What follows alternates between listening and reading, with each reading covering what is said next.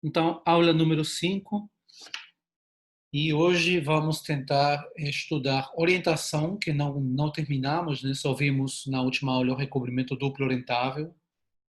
Vamos estudar a orientação de uma foliação, orientação transversal de uma foliação também, e vamos começar a estudar um pouquinho da topologia das folhas. Então, primeiro, eu vou definir o que é uma foliação orientável e transversalmente orientável. Opa, vocês estão vendo, né? Foliações orientáveis e transversalmente orientáveis. Então, eu vou começar com P, uma distribuição na variedade M, como sempre. Então, M é uma variedade, P é uma distribuição em M. Vocês lembram que ela pode ser orientável ou não, né? Ela é orientável quando ela pode ser definida por uma orientação contínua ao longo de toda a variedade, ou seja, ela é definida por bases de campos de vetores em abertos, e quando você passa de um aberto ao outro, essa mudança na interseção da determinante positivo, ou dito de outra maneira, a orientação na interseção dada por uma dos campos coincide com a orientação dada pela outra família que define a distribuição no outro aberto. Tá? Então, se eu tenho uma distribuição, eu vou dizer que uma outra distribuição é transversal a P, se satisfaz duas condições, né? Primeiro, em cada ponto, assuma. Bom, é uma única condição, né? Mas de fato eu vou escrever como duas. P de x, esse aqui é um subespaço vetorial do espaço tangente. P' de x também é. P' é outra distribuição, né? Pode ser P', outra distribuição.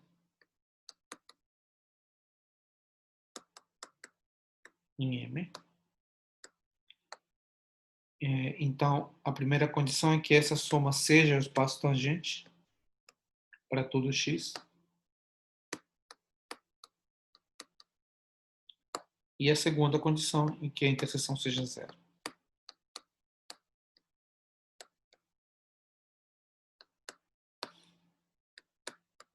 O vetor nulo no espaço tangente, né? Para todo x também. Tá? Basicamente, isso está dizendo que no espaço tangente, cada espaço, os espaços definidos por P e por P' definem espaços transversais, né?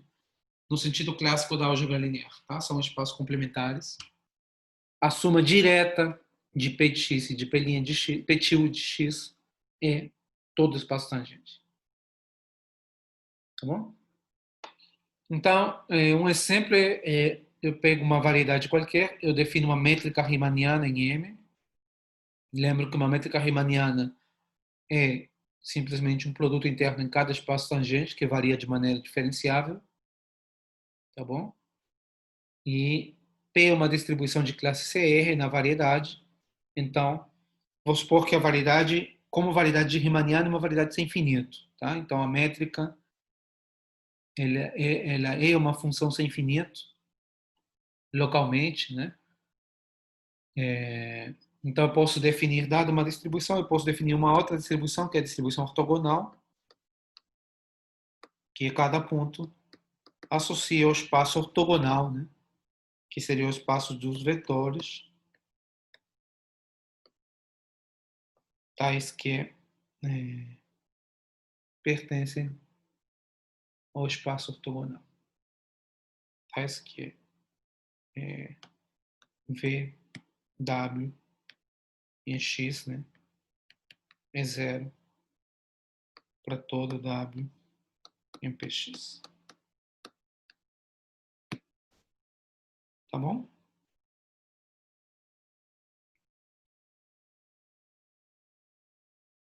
Então, um exercício é mostrar que essa distribuição é de fato uma distribuição de classe CR. Então, o que eu estou dizendo é o seguinte, tá? P de x, P ortogonal de x é, por definição, o complemento ortogonal de cada um desses espaços dentro do espaço tangente. essa definição, tá? E o exercício é mostrar que essa distribuição é uma distribuição de classe CR. Se P é de classe CR, exercício, mostrar que P ortogonal é também de classe CR. Tá? Então, supondo que a métrica riemanniana é de classe sem infinito. Quando você tem o... Lembra sempre que quando você tem o espaço tangente, você tem os vetores canônicos, dada uma carta, né, da variedade. Em cada espaço tangente você tem os vetores canônicos que geram esse espaço tangente. E quando você tem uma métrica, você pode fazer o produto entre esses vetores e isso define uma função nessa carta, né? Então, essas funções são aquelas que dizem qual é a classe de diferenciabilidade da métrica. Tá bom? E a distribuição é dita transversalmente orientável se existe uma distribuição transversal que seja orientável.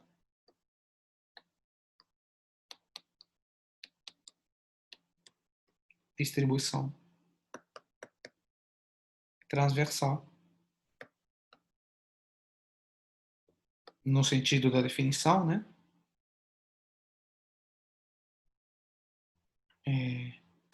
Distribuição tem que ser contínua, pelo menos, para poder ser orientável, né? Contínuo, orientável e orientável.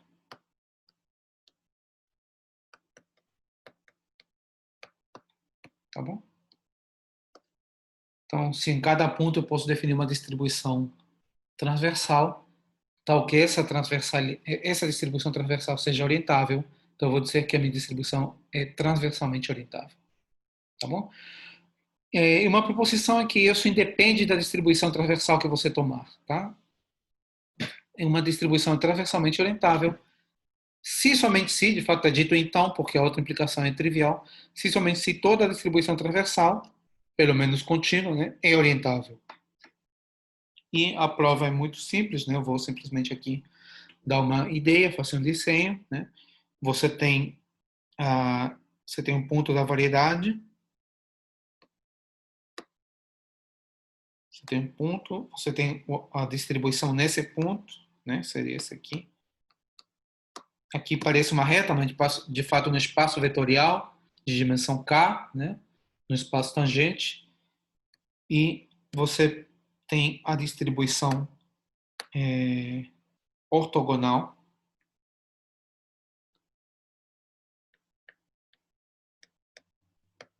tá bom?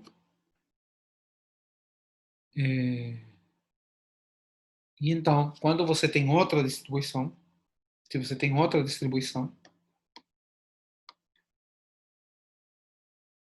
você tem esses três espaços, então, né? O P-til e o P ortogonal, os dois são transversais a P, por definição, tá bom?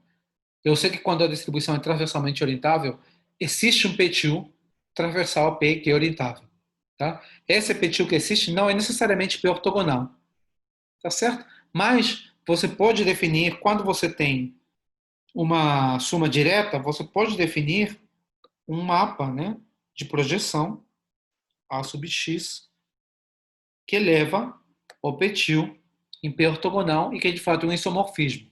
Né? Para cada x, você pode definir o mapa a projeção ortogonal, né, que vai de P-til. De fato, a projeção ortogonal você pode definir de todo o espaço. Né? Aqui. Tá bom? É a projeção ortogonal. Você tem um espaço vetorial, tem uma decomposição, você projeta num dos fatores. Só que, como o P-til também é ortogonal a P, se você faz a restrição, se você fizer a restrição a P-til, então isso aqui dá um isomorfismo.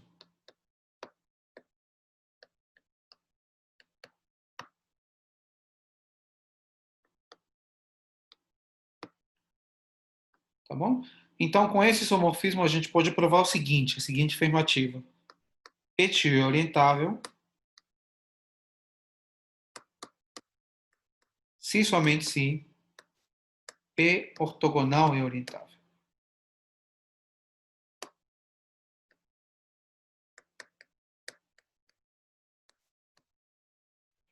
Tá bom? Como você faz isso? Bom, se PT é orientável, você define a orientação em P ortogonal, simplesmente trazendo a orientação de PT. Tá bom? Você vai dizer que uma base em P ortogonal está na orientação definida quando essa base corresponde a uma base em P2 que está na orientação definida em P2. E como é um isomorfismo, você pode fazer a ida e a volta, tá bom? E, portanto, uma das distribuições orientáveis e somente se a outra é. Tá? E com isso resolve o problema, porque se eu tenho duas distribuições agora, quaisquer, né? Se eu tenho P2 e P2, 2 então eu sei que P2 é orientável se somente se essa aqui é orientável, a P ortogonal, e a P ortogonal é orientável se somente se qualquer outra é orientável. Então eu posso concluir que P2 é orientável se somente se P2 é orientável. Tá certo?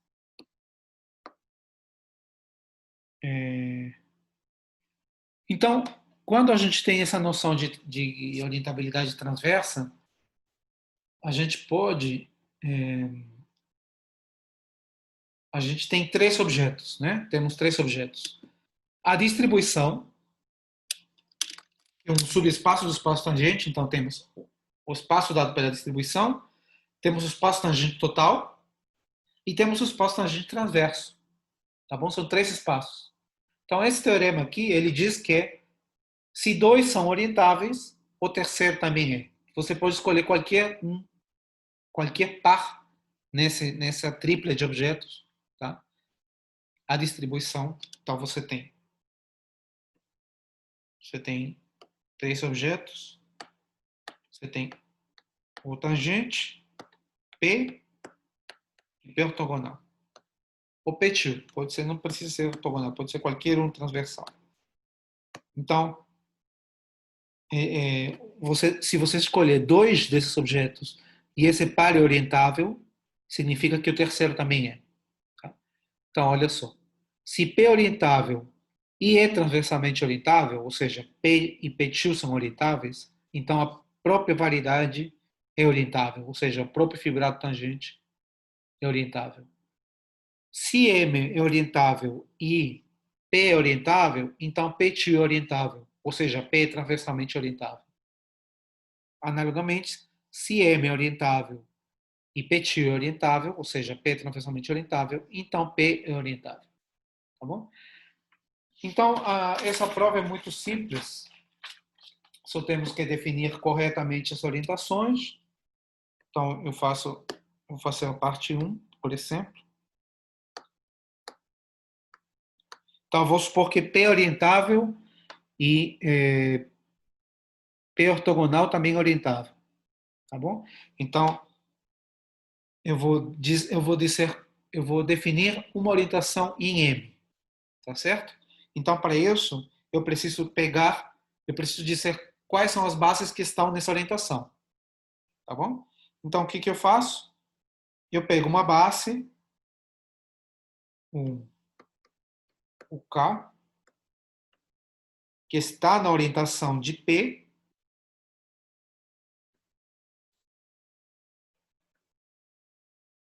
a classe é igual, né? A classe é uma das orientações. Então, essa aqui é a orientação de P em X. Eu pego uma base do transverso, VS, codimensão, né? Que é a orientação de P2. As duas têm orientações, porque eu estou supondo que P é orientável e é transversalmente orientável. Tá certo? Então, eu posso decidir se uma base de P de X está na orientação que eu quero ou não. Né? Então, eu pego uma base que está nessa orientação, pego uma base do transverso que está na orientação e junto as duas, e isso é, por definição, a orientação de M. Então, vou definir a orientação em M no ponto X como sendo a classe da base formada por esses vetores. Isso é uma base, né? Por álgebra linear. Então, a classe dessa base vai ser a orientação.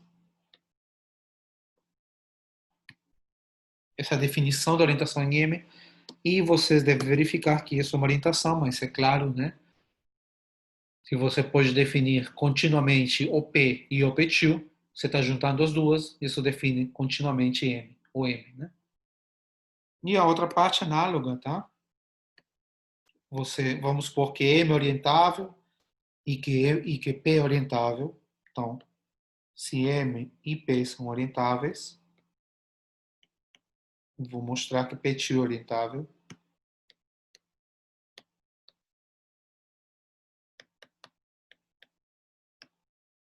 Então, eu vou definir uma orientação no,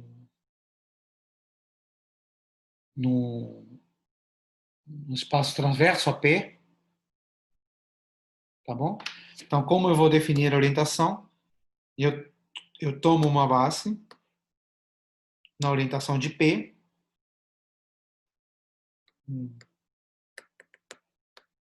K, uma base na orientação de P. Eu sei que P é orientável, portanto tem uma orientação contínua, né? Eu completo para uma base, eu completo por vetores com P2, por vetores em P2 para uma base do espaço tangente a M. Completamos com vetores. Eu sei que posso fazer isso porque eu sei que a soma direta é tudo, né? Com vetores de P2 de X a uma base do espaço tangente total. Então, eu completo.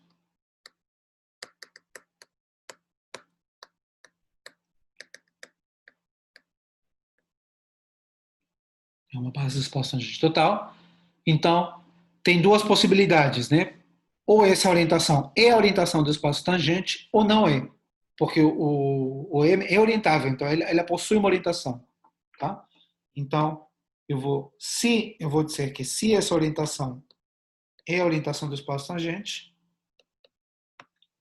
então se isso é uma orientação do espaço tangente, então eu vou dizer que esses vetores estão na orientação de P2. Essa é a definição da orientação em P2. Tá? A orientação em P2 é a orientação de uma base, tal que quando eu completo uma base positiva de P, isso dá uma base positiva de E. E dá uma base da orientação de E. Tá bom? Então, isso define uma orientação em P2. Isso seria a prova. Tá certo? Então, o que seria uma foliação agora? Bom, se eu tenho uma foliação na variedade, então ela define uma distribuição, que é a distribuição tangente à foliação. Cada ponto eu pego o espaço tangente à folha.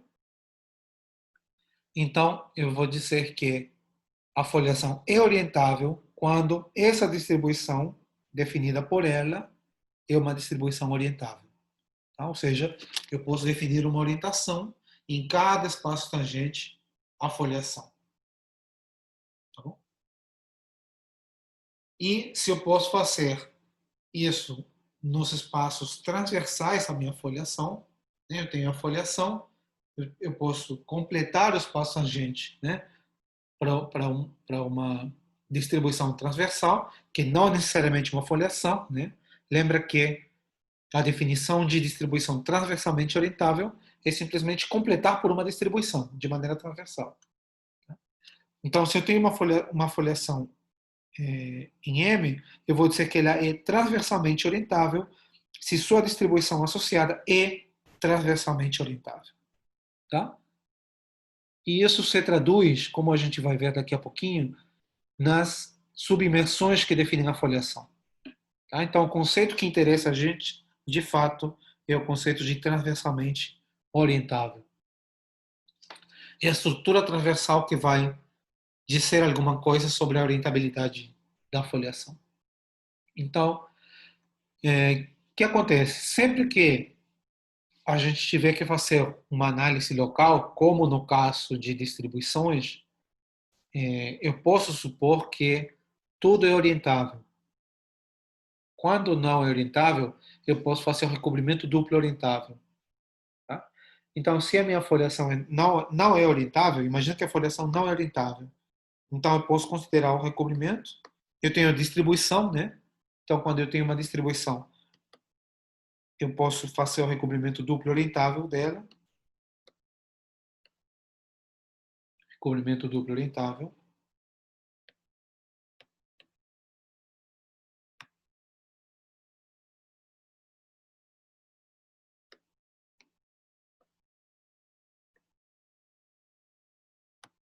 E como eu estou supondo que a minha distribuição não é orientável, eu estou supondo que a distribuição definida pela foliação não é orientável, isso significa que o recobrimento duplo orientável é uma variedade conexa. Né?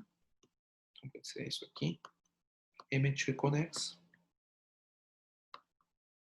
Tá bom? E como eu tenho que π é um recobrimento local, ou seja, um difeomorfismo local, em particular, né, um difeomorfismo local, então eu posso fazer o pullback da minha foliação. Tá bom? Então, eu posso considerar essa foliação aqui, que eu vou denotar F2, foliação em M2. Lembra que M é um recobrimento 2-1. Então, localmente é assim. Eu tenho aqui uma foliação.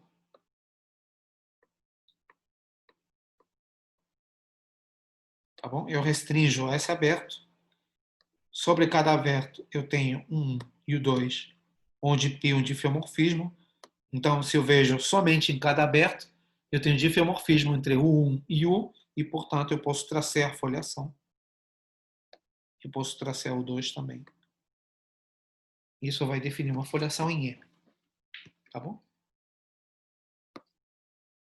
Lembra que para você fazer o pullback, a única coisa que você precisava era que a imagem da aplicação se atravessar a foliação. Em particular, quando a foliação é uma submersão, você sempre pode fazer pullback. Nesse caso aqui, um difeomorfismo local, portanto, é uma submersão. Tá bom? E você pode pegar a distribuição tangente a essa foliação. Você pode considerar essa distribuição aqui. Você pode considerar a distribuição tangente de F2, que seria a distribuição tangente a π estrela de F. Tá bom? Como seria essa distribuição tangente? Essa distribuição tangente seria assim. Você pega um ponto aqui. Esse ponto tem duas preimagens. Tá bom? E eu quero o espaço tangente à foliação efetivo em cada um dos pontos verdes lá em cima. Então, essa distribuição seria essa reta e essa outra. Tá? Mas como eu sei que o π é um difeomorfismo em 1 e o 2, essas duas retas são a mesma coisa que a imagem inversa da reta tangente à foliação aqui. Porque a derivada de π é um isomorfismo entre os espaços tangentes. Tá? Então, se esse aqui imagina que esse aqui é y, e esse aqui, o x, né? Esse aqui é x, esse pontinho aqui é x, e esse aqui é y1, y2. Tá? Então, eu estou dizendo o seguinte, se essa reta é o espaço tangente à foliação em x, então essa reta aqui em cima é a derivada de π no ponto y1, né? A menos 1 desse espaço. Tá certo? E, portanto, isso é a definição do pullback pelo recobrimento duplo orientável da distribuição embaixo. Lembra que a definição é essa, né? Então, o que eu estou dizendo, de fato, é que esse espaço, de fato, é isso aqui. Essa distribuição T estrela, a distribuição T de F2 é a mesma coisa que π estrela de TF. Tá bom? No lado esquerdo da equação, eu tenho a distribuição associada à foliação efetiva. No lado direito, eu tenho π estrela de TF, o pullback da distribuição dada por TF em M. Então, o que eu estou dizendo é que as duas distribuições são iguais. Fazer o tangente, a distribuição tangente do pullback de F estrela de P estrela de F é a mesma coisa que fazer o pullback da distribuição tangente. Tá? Tangente pullback comum. Sempre que você tiver um recobrimento, isso é verdade. E o que a gente sabe é que quando você faz um recobrimento duplo orientável, a distribuição vira orientável. Né? Então, a novidade aqui é que a minha foliação efetiva vira orientável. Pois essa distribuição, o pullback de TF, é orientável. Né? De fato, foi por isso que a gente construiu o recobrimento duplo orientável.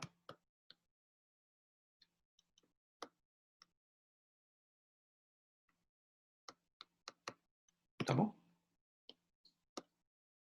Analogamente, se F não for transversalmente orientável, eu posso fazer a mesma construção, mas não para a distribuição de TF, senão para uma distribuição de transversa, né? Transversa a TF.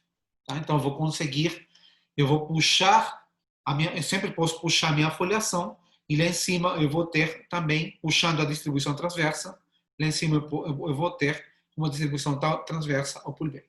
Tá? Então, analogamente, né? Nesse caso, é análogo. Um pouquinho mais de trabalho, mas você pode fazer de maneira análoga. Né? Você vai pegar petil transversa ATF, essa notação para transversa, tá? Você vai fazer o recobrimento duplo orientável, mas não de TF, agora vai fazer o recobrimento duplo orientável de petil. Né?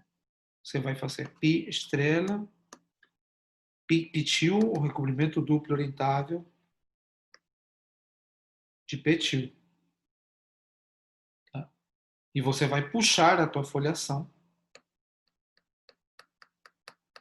petil de F. E esse pullback vai ser uma foliação. Esse aqui vai ser uma foliação transversalmente orientável, porque o pullback de petil vai ser uma distribuição transversa a essa e orientável, por definição. Né? Porque o recobrimento duplo orientável, por definição, faz com que as distribuições virem orientáveis. Tá bom? Então, vamos fazer uma pausa aqui para continuar com a aula. Deixa para a gravação.